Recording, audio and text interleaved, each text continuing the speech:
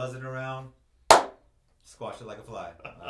All right, so we were having this conversation, and I was kind of telling you, we were talking about fitness, we were talking about pretty much the whole span of this whole week, we've been talking about the level up game and things that we're doing in place or whatever, and I was talking about, I just recently hired a new trainer, fitness trainer. No, you did. I did. So it's been 12 years. I've been training myself for 12 years. Someone get this man some help. DM him, flood his DMs right now, email him.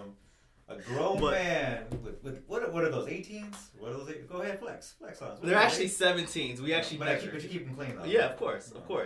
But so we talked about the level up game, and a couple people that I just tell, like, hey, I'm gonna get a trainer. They're just like, for what reason? You look good and everything. I think, but what it is, it's like I know that where I see my body going, but also where I see other levels of my life playing out, I need to be at surgical savagery in every single level, whether it's business, whether it's my faith, whether it's my fitness, it's my relationships, all that stuff. I need to be at the top tier level. And so one of the things while we were in training last week, I literally was just like, hey, I'm not wasting any time. I'm gonna send out text messages to everybody that I want to be in my circle to really help me level up. And so sometimes it's a pay to play situation, and sometimes it's as quick as, hey, I would like to have a standing conversation with you on a weekly basis. And so the level up aspect, even then when people tell you that, you're good at where you are, don't fall into the contention play. Yeah. There was a one word that I texted you in a group that we're in the other day. Do you remember what that word was? Starts with an S. Stretch. There it is. Stretch. And it's interesting. A lot of times we have these conversations, and we have these isolated thoughts in our head, and we collide again and we discuss it, and it was a lot of similar thought process.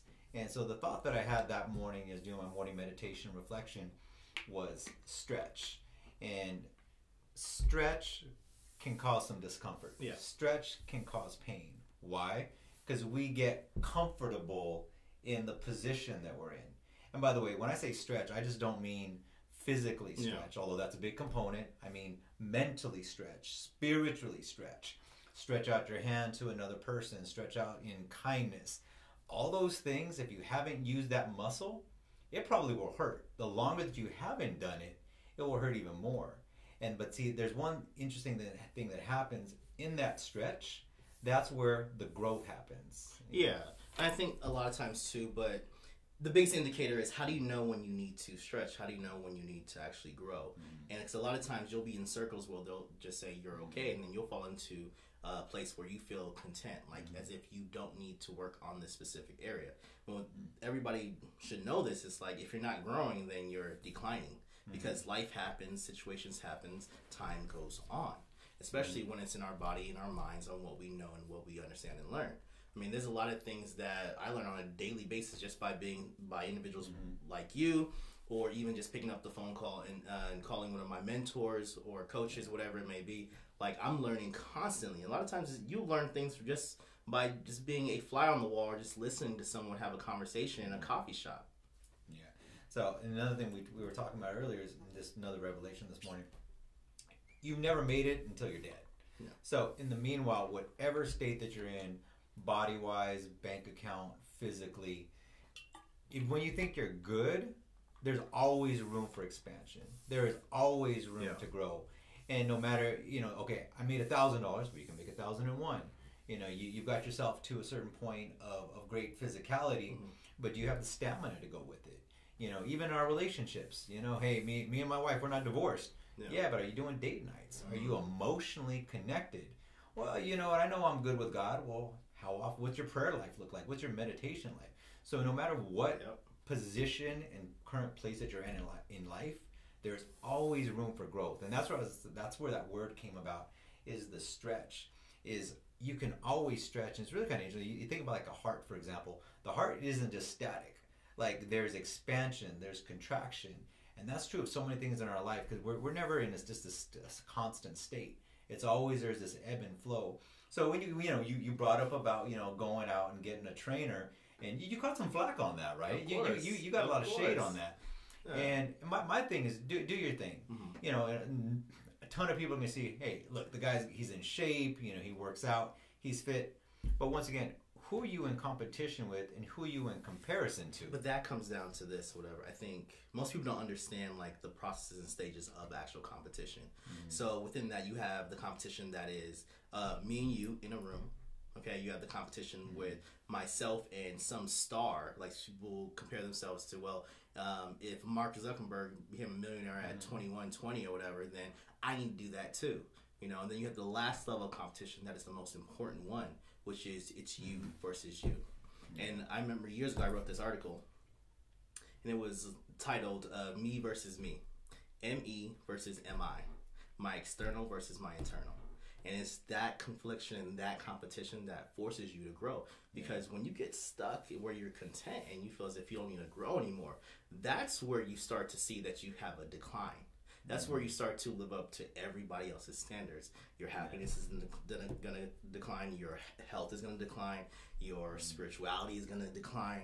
Your just overall well-being is going to decline because now you're dealing with other people. Because here's the thing, a lot of people see you based off of your past, not based off of your future or your present as well too.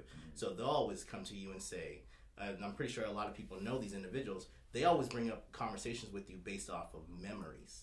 Yeah, and I was going to say too, I think a lot of times people, they also base their life off of a past point. Yes. Like you heard about it, like, you know, someone that lives in their glory days. Yep. Well, you should have seen me when I was 21. You should have seen me back in the day. Well, I'm on some hard times right now, but I had this car back then, or I was doing this back then. Instead of what am I doing now and where am I moving towards? And you know, and like I told you, my thing is always when someone sees me, I don't want them to say, "Oh man, what happened to him?" Like he degraded. He went down. He went down in his relationship status. He went down in his business status. He went down in his physicality. He went down. Oh, he used to be a man of of conviction, but look at him now. Exactly. And the other part is, in addition to that, I just can't be the same person that I was. So yesterday's level isn't good enough for tomorrow's growth, right? Exactly. So you want to surround yourselves with people that they can have present conversations with you, the adjustments, right? And then that can build you up to who you're becoming as well, too. You know, and I think we talked about it last week where it's just like, okay, you're on a path and you're growing and stuff, but you come across these happy accidents that just happen. They're like side effects of your actual growth. You know, like when we first met, you know, I didn't know I was going to do another happy accident. Happy accident. So a happy accident is this. I think I had a couple of those when I was single. That's a whole other story. Okay, delete that part out. We're gonna pray for you. All right. But what I'm saying is, so it's the things that you're happy that they happen, but you didn't put the action towards to making it happen. They just happen because you were in the right place at the right time, but you really didn't chase it down. You didn't hunt it. You didn't really want that thing, but you're glad that it happened for you. And so instead of the things that you strive for.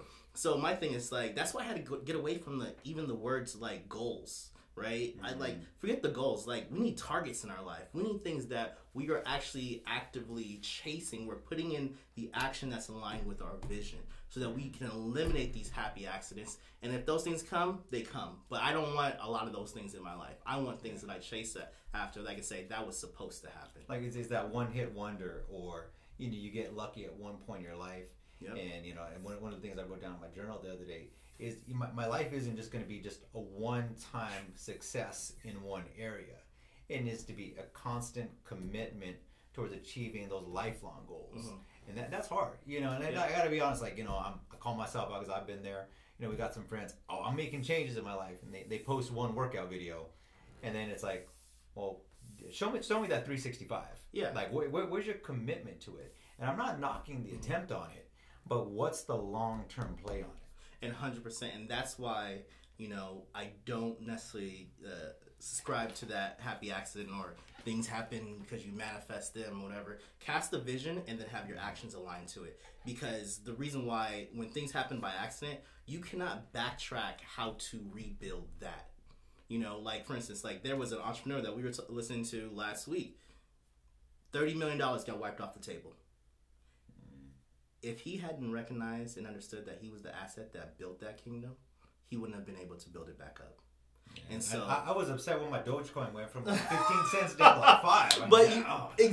Exactly, but you understood how it got there. Most people allow the money to make them, but they don't make the money. And so understanding that you are the asset and that you can rebuild anything once it's destroyed, that's what makes you who you are. And that's why actions must always align with vision. And that's why you can never be content, because the moment that you're content, that's the moment you stop growing. So I'd rather have a growth mindset versus a fixed mindset. All right, so you got your trainer. Got my trainer. Okay, I got to send a shout out to your trainer. Okay. I don't want to tag him just yet. I don't want to tag him just yet. The reason being, I don't want to tag him just yet. Whatever. We're gonna hold you to this. Yeah. One, right? Once I do the big reveal or whatever, then we gonna flex. We gonna flex, and then you going for the full 6 abs, or I don't know. Like 4, maybe 4.5. Look, that's up to God. I didn't design this body. God did. Hey, I'll pray for you on that. All right. So close out on this one. First and foremost, stretch, level up. But by the way, if there's any good takeaways, please reach out. I mean, once again, we're all in constant progression of becoming the people that we are called and destined to become. It's not a one-time event. It's not just a momentary feeling. It's a daily work. It's a daily, and sometimes it's even that minute by minute game. And one suggestion, like I was telling you, just make better decisions. We were at Crumble Cookies the other day. I don't know. Those cookies were good. Okay. But make better decisions. Yeah. I mean, split it up. Get 8 friends and then go in on that cookie. Those cookies just went into the trash. I couldn't eat it all. They're delicious, but we love your Crumble Cookie, but still. Yeah.